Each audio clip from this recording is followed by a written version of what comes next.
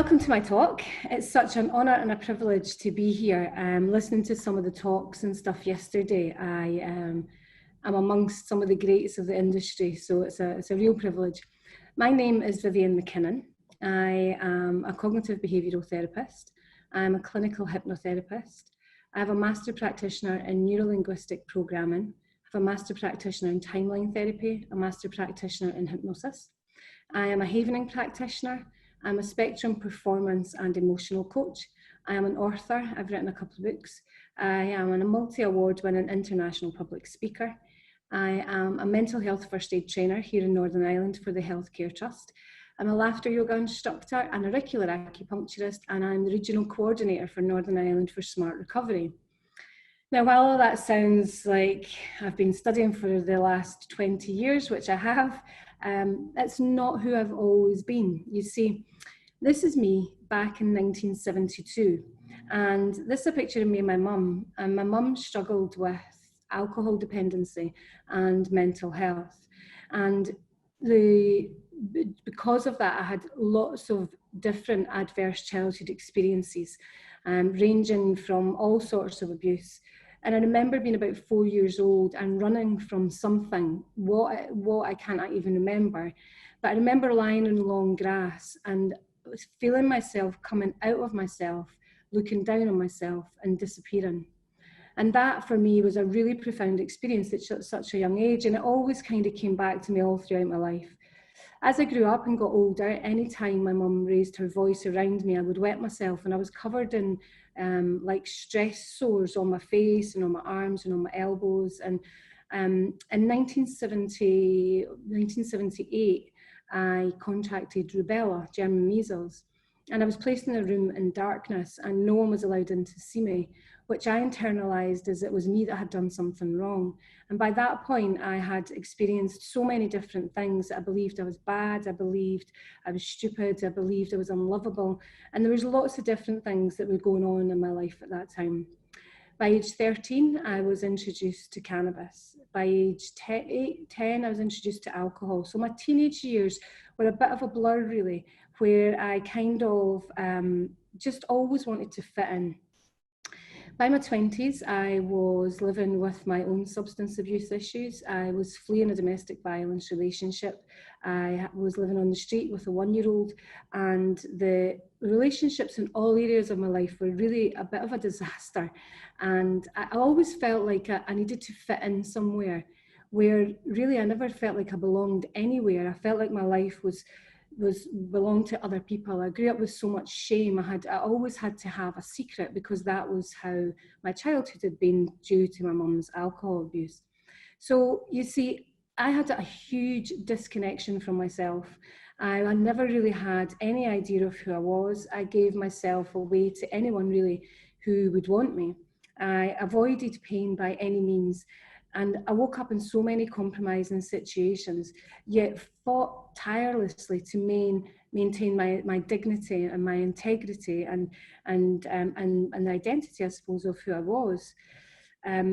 My involuntary vulnerability left me in a constant state of hyperarousal, left me constantly looking to avoid the things of the past. And then in 1999, I woke up in a bed in the hospital, in the Western General Hospital in Edinburgh, where I'd been for the last couple of days. And just within the space of 6 hours, my body and mind had kind of said, we're out of here, we're not putting up with this anymore. And I had been there for 2 days. I was on a life support machine. And when I regained consciousness, within, again, 5-6 hours, I was saying, I can't be here, I need to go, and I've got children to look after. The internal critic inside my mind was going into overdrive, was telling me about all the terrible things that I'd done, how terrible I was, how unlovable I was, how no wonder my life had turned out like this. And for the first time in life, I was genuinely scared at the capabilities of myself. I'd had near-death experiences before, but never at my own hands, and never because of just what felt like nothing. So in that bed, I had a real awakening. I had a real sense of the self-sabotager who lived within me was going into overdrive. But for the first time ever, there was a gentler, softer voice who was saying, please don't do this. Like, you have two choices here, you live or you die. So I began a pathway of recovery, and I started to look for things to occupy my time, things to kind of challenge who I was, and more importantly, who I was not. In 2001, I got an opportunity to go to China and raise some money for a charity that I had been supporting. And when I went out, I was to fundraise £2,500. And at that time, I had a friend who supported me to get some, to go for some funding through various different funding streams. And I raised £42,500 and went out to China and walked over 100 miles of the Great Wall and really started to find a sense of self. And from there, I started to grow really quite quickly. I became almost like suffocated and squashed in the mold that I had settled within for the last 30 years. In 2004, I decided to volunteer for a charity, and that charity was supporting children whose life had been impacted by the care system. In that charity, I was quickly promoted. They seen something in me that up until then, I suppose I really hadn't seen in myself. And when I was there, I met this guy who was originally from Sweden, who was one of the project coordinators. And he said, "Viv, you need to float. You would love it. You would absolutely love it."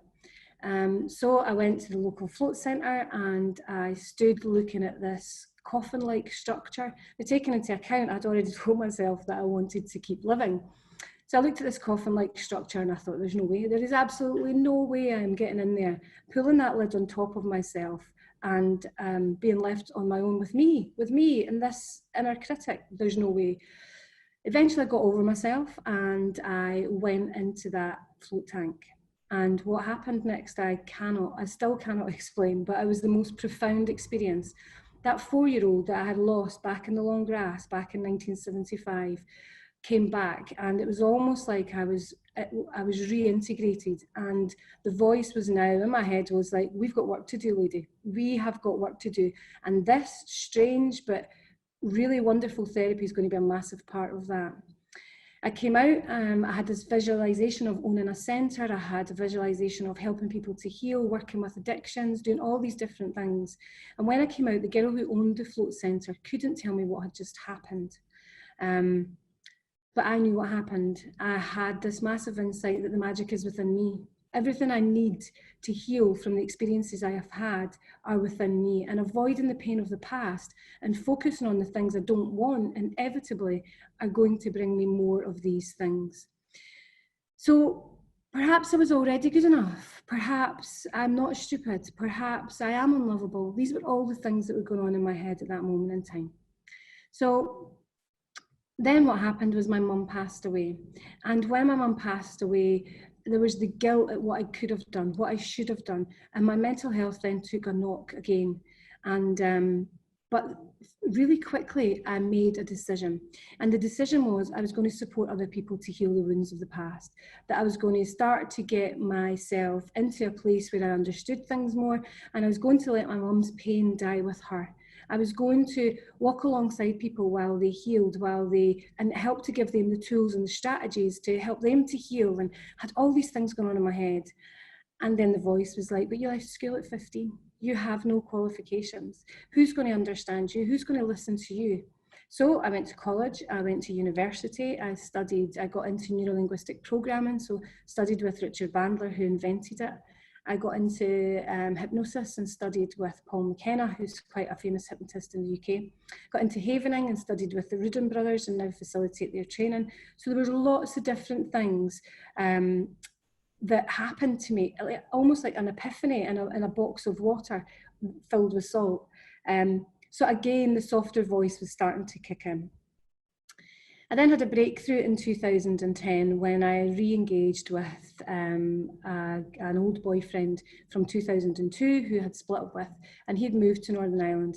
And by that point, I had changed so much in my life by 2010. Had done so much training, I had done so much introspective work, looking at who I was as a person, and really through all the different theories and models and studies and all the things that I'd looked at, everything was really leading back to this is what the float done, this is what the float done, this is what it was this is what it cleared away and enabled you to see. So we got married in 2011, and I began to really truly believe in me, because I began to see myself through his eyes. And I looked back over all the different things that had happened and realized that, you know, I could be who I wanted to become. I could, if I wanted to work for myself, if I wanted to have a float center, I could have it. If I wanted to be a therapist, I could do that. I had these qualifications, I had all these things now. And I continued to grow and learn through various different private studies and various different other things that I lent my time to. And all the things I spoke about in the start to create the version of me that I wanted to become, that I had always called my battle scars, were almost now like my badges of honor. The things that when I was speaking to people, people were really connecting with me on that level, because they were saying, I felt disconnected. I've always wanted to fit in, but never actually felt like I belonged anywhere. I have so many skeletons that I hide from the past.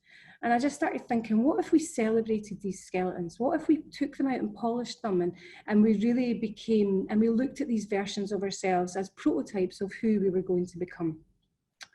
So then my transformation, you know, I now give back on intention. Everything for me is about purpose and intention. My purpose is what would I like to do, and my intention is how am I going to do it. So for a lot of time, my life was about, am I doing things because there's something in me that needs to heal, or do I genuinely feel I have something to give back? So I feel now, after all the training, all the experiences, all the insights, that I do genuinely have something to give back. So when I spoke to my husband about floating, and he knew that I floated, he was saying, why don't you open a centre? And I was kind of going, oh no, I don't think I could do that. And he was saying, of course you could, of course. And he kept pushing me and pushing me. So he applied for a program for me, which meant that I would get some business advice. So I managed to get through, got 35 hours of business advice, and wrote this fantastic plan about opening this centre and having people, you know, coming in from the NHS and having private clients, and, you know, helping people whose lives have been impacted by the Troubles in Northern Ireland, because we have 40% of the people who live here are impacted by the 30 years of what is known as the Troubles. And that's before we even look at COVID. That's before we even look at anything that's been happening over the last year. So he believed in me so much, and I said, well, if that's the case, you know, to get this started, I wanted to have one room and one float tank. I thought I would need about £25,000. I knew he had 27 in savings, and I said, you give me your savings. And he said, okay. And I was like, oh, okay. So, but then I got so excited. I spoke to Ginny and Colin from Floataway. I spoke to Justin Feinstein about, you know, about various different tanks, and then everything just kind of grew arms and legs. And the next thing, I was talking about having a centre with a one-to-one room, and having an open plan group work area, and having 2 tanks, and having them as double tanks, so as that people who were living with anxiety could float with someone if they were really, you know, really hyper aroused. We could have music, we could have lights, we could have all these things, all the things that potentially stopped me from floating back in 2004. I wanted to get rid of all the barriers. But that wasn't just going to cost £27,000. So I packed in my full-time job, so I had no wages coming in. I spent my husband's money, and I put myself £66,000 in debt. And, you know, failure was not an option. Failure was, I believed that I could make a difference. I believed that, you know, that it just takes a dedicated bunch of people to change the world. And I believed that I could become part of these dedicated people. I could become that one person that could create the change here.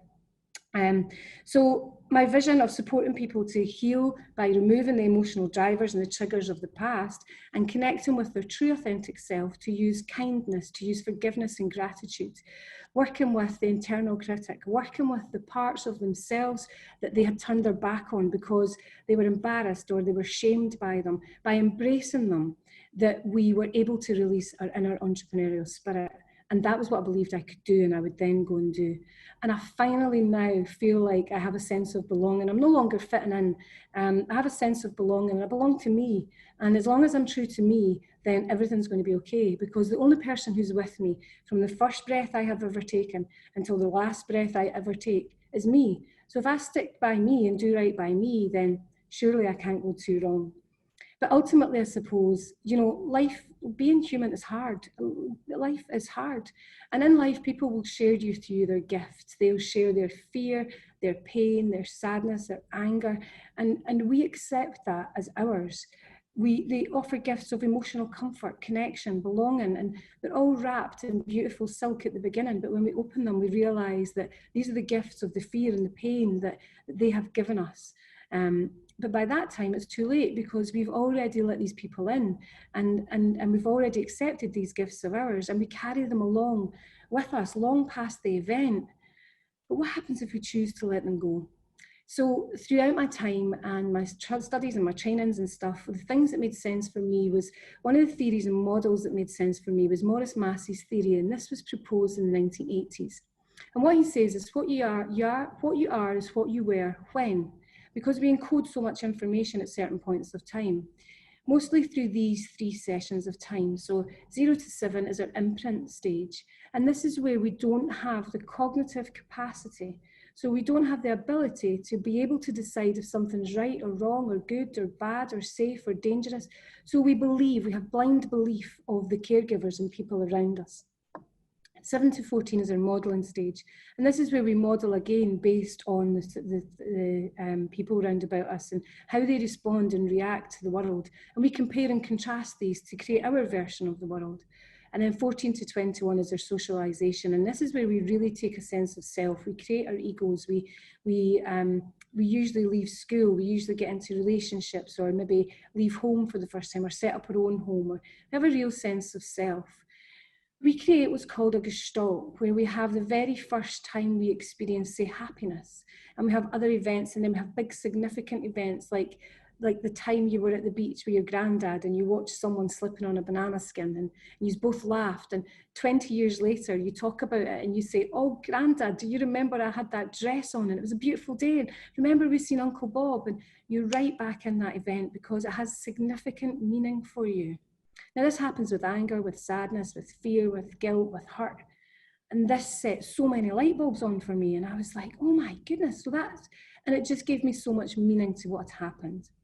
One of the other theories that made sense to me was the Neuro-Linguistic mathematical theory of communication. And it states that we have external events that present us with anything up to billions of pieces of information that come in through our 5 senses. We delete information that's not important to us, we distort information to fit our view of the world, and we generalize information. We can only pay attention to 134 bits, which creates an internal representation, which creates a state, which creates a physiology, which creates a behavior, which is the output. This is what we do, and this happens like this. And this is such an unconscious process until you understand it, and then you can see where your drivers, where your triggers, how you're creating your version of reality. Hence why we all respond differently to different things. So when I looked at my trauma and I thought, how have I stored or encoded this? I then looked at a model proposed by Dr. Ron Rudin. And he says that we have events, and these events, we give them meaning, depending on the landscape of the brain. So depending on if in that moment you feel vulnerable or you feel resilient. If you have an event and you give it meaning and you feel vulnerable in that moment, and there's an element of inescapability or a perceived sense of being trapped, you are at a higher predisposition to encode this as a traumatic memory. So what I mean by that is, when we look at how we create our events, how we take in all this information, so the surroundings are called the context. So this could be, although this is in a bank, the surroundings could be in the park. It could be, rather than having someone with a balaclava on, which is content related, but not fear producing. Someone in a balaclava doesn't automatically produce a fear response. This is complex content. So this could be the man in the park is in the bushes with his hood up. Then the fear producing content, in this case, is the gun.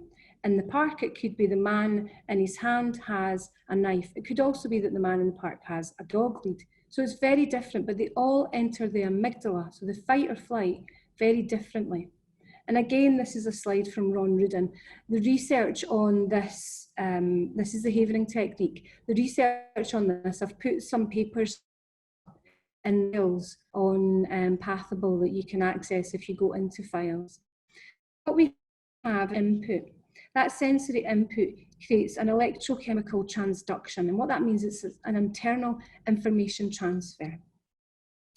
That goes into the thalamus, and it's compromised. The thalamus is comprised of different nuclei. So if you can imagine, it's like the seeds inside a fruit, and each serve a very unique role, ranging from relaying sensory or motor signals to the regulation of consciousness or alertness. The thalamus is almost like, if you can imagine, like a post office sorting office, where the complex content and the context take a different pathway. They go up through the cortex directly and then via the hippocampus. But this is where we really start to give meaning to the input, and we create our own version of reality. The fear-producing content goes straight to the amygdala, goes straight into the fight or flight, and switches on the survival brain, the fight or flight response. And it stores and binds the sensory information when the brain is filtering information really quickly. And this is where the mind goes up into gamma wave. So the emotional, the feeling, so the emotional, which is the feelings, internal and external, the somatosensory, which is the biology, which is things like sense and heat and pressure, and the autonomic, which is the heart rate and digestion, and the cognitive and the thoughts, they all encoded within the mind to mark as a marker for a future to detect a threat. So if any of these things are there, we know that we could potentially be in an environment that's unsafe for us based on how we're processing the information. What happens then is the components are stored and bound by a protein called PKZ. And when the amygdala is open like this, it creates an AMPA receptor. All of the information is stored in that so that it can be activated quickly, so as that we can go fight, fright, freeze, which Flux spoke about yesterday, or flop, which is where we just pass out. Anytime a component that's encoded within that AMPA receptor, we see in the future. This was massive for me. This absolutely explained so many things to me. And then I thought, well, if this happens, how can I work with this? So I explained almost the first 30 years of my life. Absolutely was a switching on. So when I opened HydroEase and when I started using flotation as part of the offerings that we had that I was offering at that time, I then developed a program called Reconnection and Flotation Therapy, which puts these two as the power of all the skills and tools and understandings, together with the journey from gamma, which is where we're processing the information really quickly, when we use the Havering technique with CBT, NLP, hypnosis, whatever it is for that person in that room at that time. And we put these things together. You could supercharge people's ability to heal and recover really quickly, improving data selection systems from both the mind and the body through the interplay between our central nervous system and our peripheral nervous system. So the power of all these skills and tools together, if you place yourself into a float tank, free from all the experiences and almost all sensory input, what happens is the AMPA receptors are stuck in place with a protein enzyme. At this point, the brain is forced to process information quickly, as I've stated, in gamma wave. During the reconnection part of the sessions of the RAFT, we work on distracting the thoughts and dropping the mind into delta wave, where we open up the calcium channels within the brain. And that's a much slower brainwave. So delta and calcium, after the mind has been up in gamma, creates a chemical called calcineuron. Calcineuron dephosphorylates, so unsticks the protein that's holding the AMPA receptor in place to allow the AMPA receptor to go back into the amygdala, permanently altering the neurological encoding of the event. So then what do? Well, we put them in a float environment, because when you put people into a float environment, what you've just worked on for that last hour allows them to make sense of for themselves when they're in theta brainwave state. So they go from being hyper aroused and in that where they're processing information really quickly, down into delta, where they're allowed, which is that deep rest state where they can allow for them to start to make sense, to remove the emotional components from the memories where they're harvested, to allow the memories to go back to where they should be. So when you think about that memory, it doesn't feel like it's happening all over again. If you'd like to know more about the RAFT programme, I am sending out a free ebook, and I've set up a landing page on my website.